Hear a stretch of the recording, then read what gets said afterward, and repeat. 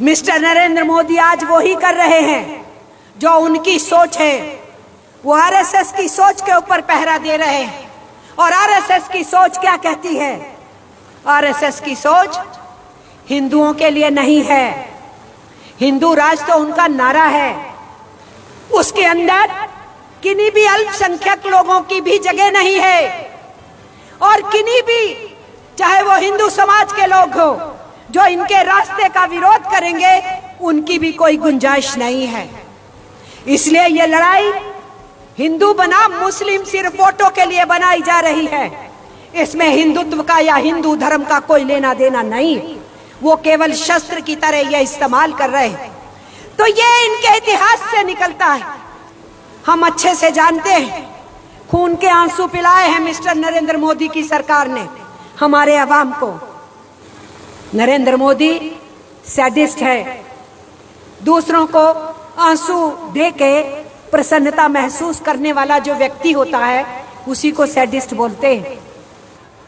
Mister Narendra Modi की सरकार का रोल क्या था, उसको तब के उनके रोल को समझेंगे जिस भारतीय जनता पार्टी का पुराना नाम भारतीय जनसंघ पार्टी था, या भारतीय जनसंघ पार्टी और भारतीय जनता पार्टी जो राष्ट्रीय स्वयंसेवक संघ के बेटे हैं, इनका क्या रोल था। उसी से ही हम समझ सकते हैं कि मिस्टर नरेंद्र मोदी की नीतियां आज मजदूर के विरुद्ध क्यों हैं, किसान के विरुद्ध क्यों हैं, जनता के विरुद्ध क्यों हैं, पब्लिक सेक्टर के विरुद्ध क्यों हैं, अडानी अंबानी और दूसरे पूंजीपति घरानों के हक में क्यों हैं, विदेशी हुकूमतों और विदेशी बड़ी वित्त पूंजी के अधिकार क्षेत्र को बढ़ाने के लिए क्यों हैं। ये हमें तभी समझ में आएगा अगर हम इनका रूट समझे। इसलिए जान लीजिए, एटक तो बना 1920 में, आरएसएस बना 1925 में, और आरएसएस नरेंद्र मोदी बीजेपी के कम और आरएसएस के स्वयंसेवक ज्यादा हैं। भूलिए मत इस बात को। ये भारतीय जनता पार्टी की सरकार नहीं है जो दिल्ली में बैठी है। भारतीय जनता पार्टी आरएसएस की सरकार है और आरएसएस के निर्देश पे चलती है। और आरएसएस के स्वयंसेवक इस वक्त सत्ता के ऊपर हाकिम है। तो आरएसएस के फाउंडर हेड ग्वार को पूछा गया था, आप अंग्रेजों से लड़ोगे? देश के अंदर आजादी का आंदोलन तेज हो रहा है। हेड ग्वार ने कहा था, हमारी अंग्रेजों से कोई लड़ाई नहीं।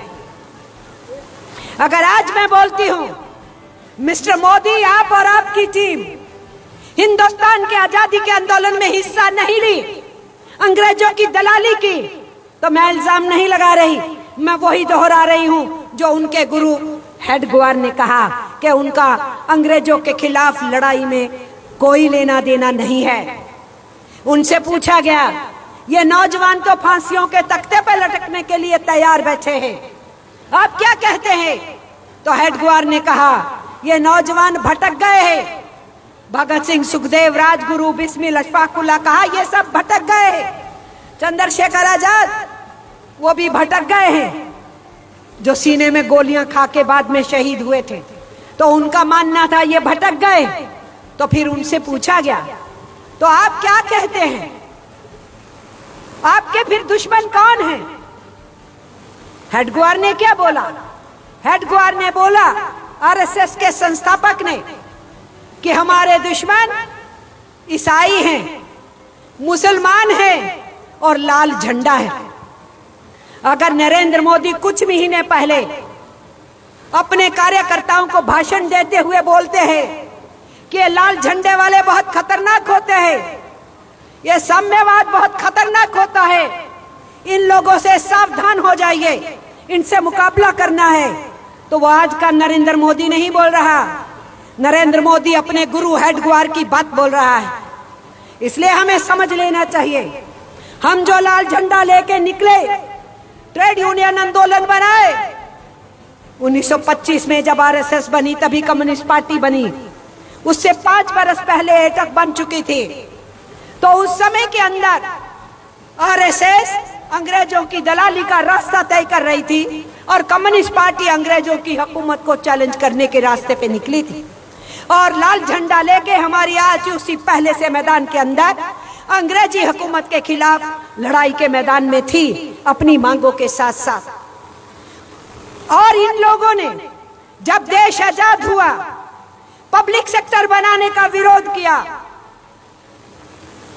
बड़े बड़े अदारे और कारखाने बनाने का विरोध किया, सरकारी क्षेत्र में खदान और खदानों को में काम करने का विरोध किया, एक्सप्लोरेशन का विरोध किया और कहा कि सब कुछ अमेरिका के मॉडल की तरह विदेशों से मंगाना चाहिए। मिस्टर नरेंद्र मोदी आज वो ही कर रहे हैं जो उनकी सोच है। वो आरएसएस की सोच के ऊपर पहरा दे रहे हैं। और आरएसएस की सोच क्या कहती है? आरएसएस की सोच हिंदुओं के लिए नहीं है। हिंदू राज तो उनका नारा है। आरएसएस की सोच, आरएसएस की समझ के हिसाब से जो राज होगा उसको स्थापित करने की है, ऑटोक्रेटिक स्टेट बनाने की। उसके अंदर किन्हीं भी अल्पसंख्यक लोगों की भी जगह नहीं है और किन्हीं भी, चाहे वो हिंदू समाज के लोग हो जो इनके रास्ते का विरोध करेंगे, उनकी भी कोई गुंजाइश नहीं है। इसलिए ये लड़ाई हिंदू बनाम मुस्लिम सिर्फ वोटों के लिए बनाई जा रही है। इसमें हिंदुत्व का या हिंदू धर्म का कोई लेना देना नहीं। वो केवल शस्त्र की तरह ये इस्तेमाल कर रहे हैं। तो ये इनके इतिहास से निकलता है, जिस सोच और समझ को लेकर के आज मिस्टर नरेंद्र मोदी की सरकार काम कर रही है। इसीलिए हर चीज में ये हिंदू मुस्लिम फिसाद बनाने की कोशिश करते हैं, जहर भरते हैं, नफरतों को फैलाते हैं, आम समाज को बांटते हैं। धर्म, जात, भाषा, इलाका, पहरावा, खान पान, हर चीज में समाज को बांट देना चाहते हैं, क्योंकि उसी के जरिए से वे वोट की राजनीति करना चाहते हैं। आप ही के बिहार में अमित शाह ने ये कहा था आके चुनावों के दौरान, जब उनसे पूछा गया था हमारे 15-15 लाख रुपए कहाँ है, हमें दीजिए, आपने वायदा किया था 2014 में। और अमित शाह ने कहा था वो तो एक चुनावी जुमला था, वो तो चुनावों में बहुत से वायदे किए जाते हैं, उसके बारे में आज क्यों पूछते हो? तो 15 लाख रुपए भी जुमला था, हर साल 2 करोड़ रोजगार पैदा करना भी जुमला था, और 100 दिन में बिजली पानी सब सस्ता हो जाएगा, महंगाई भी नीचे रुक जाएगी। वो सारे जुमले ही तो थे। जुमलों को पूरा कर नहीं सकते थे क्योंकि वो जुमले थे। इसीलिए समाज के अंदर अलग अलग नामों से समाज को बांटने का काम किया।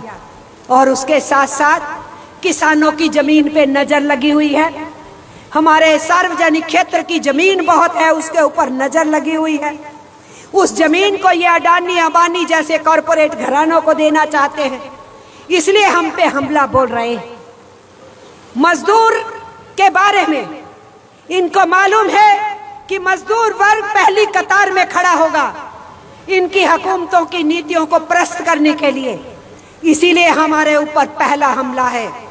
हमारे कानूनों को बदला जा रहा है, 4 कोड लाए जा रहे हैं, यूनियन को रजिस्टर कराना मुश्किल किया जा रहा है, यूनियन को डी रजिस्टर करना, डी रिकॉग्नाइज करना आसान किया जा रहा है, यूनियन के नेताओं के ऊपर सजाएं बढ़ाई जा रही हैं, मालिकों की सजाएं घटाई जा रही हैं, हमारे वेतन की भाषा को और उसकी परिभाषा को बदला जा रहा है, हमारे सारे कानूनों को एक बिल्कुल रद्दी कानूनों के रूप में तैयार किया गया है जो लेबर कोड है। एक एक धारा पे अगर चर्चा करें, हम डेलीगेट सेशन में बात करेंगे, तो उससे समझ में आता है कि मजदूर के ऊपर कितना बड़ा हमला है। तो आप ये समझ लीजिए, जब कोविड की महामारी आई, जब पूरा देश त्राही त्राही पे था, नरेंद्र मोदी ने कहा था मैं आपदा को अवसर में बदलूंगा। तो आपदा को अवसर में बदला। 4 घंटे के नोटिस पे लगा दिया लॉकडाउन। लोग घरों को नहीं पहुंच पाए, ट्रेनें बंद हो चुकी थी, बसें बंद हो गई थी। तब ऐसे समय में जो वायदा किया, कोई मकान मालिक तुमसे किराया नहीं मांगेगा, तुम बैठे रहो। 18 दिन में महाभारत जीत लिया था, 21 दिन में हम कोरोना जीत लेंगे। और लोग बेचारे बैठे हैं। जब उनको मकान मालिकों ने मजदूरों को निकाल के बाहर फेंक दिया, वो पैदल चले। हजारों मील पैदल चले हमारे श्रमिक। हम अच्छे से जानते हैं, खून के आंसू पिलाए हैं मिस्टर नरेंद्र मोदी की सरकार ने हमारे अवाम को। हमारी महिलाएं, हमारे पुरुष, हमारे बच्चे हजारों मील चले, पैदल चले। हमारे मजदूरों के माथों के ऊपर कालक से पोता डिजास्टर मैनेजमेंट एक्ट तोड़ रहा हूं, जिनको जहां जहां पर रोक के किन्हीं जगहों पे जबरदस्ती ठहराया गया, उनके आगे खाने के पैकेट ऐसे फेंकते थे जैसे कुत्तों के आगे रोटी फेंकी जाती है। हमारे मजदूर रेल पटरियों पे कटे, बस हादसों में मरे, उनके ऊपर केमिकल छिड़के गए। हमारी महिलाओं ने सड़क के किनारों पे रुक करके पैदल चलते चलते रुक के वहीं प्रसव पीड़ा में बच्चों को जन्म दिया। हम कैसे भूल जाएं इस बात को। एक बच्चा कंधे पे है, एक गोदी में है, एक अटैची पे लेटा है, और वो महिला बेचारी चली आ रही है कि मुझे घर पहुंचना है। नरेंद्र मोदी सैडिस्ट है। दूसरों को आंसू दे के प्रसन्नता महसूस करने वाला जो व्यक्ति होता है उसी को सैडिस्ट बोलते हैं। इसलिए उस दौर के अंदर भी जब हमारे 23 करोड़ मेहनत कशों की एक ही लॉकडाउन की उंगली से, हस्ताक्षर से रोजी रोटी रुक गई थी, थम गई थी, उस पर्टिकुलर टाइम में भी मिस्टर मोदी की सरकार पूंजीपतियों की जेबें भरने में लगी हुई थी। 2020 मार्च में लगा लॉकडाउन, 2021 मार्च में एक साल जब पूरा हुआ, मोदी की सरकार के आंकड़े क्या बताते हैं?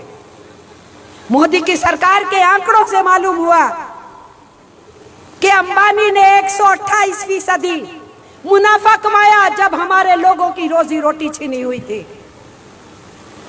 मिस्टर अडानी ने 480% मुनाफा कमाया उसी एक साल के पीरियड में।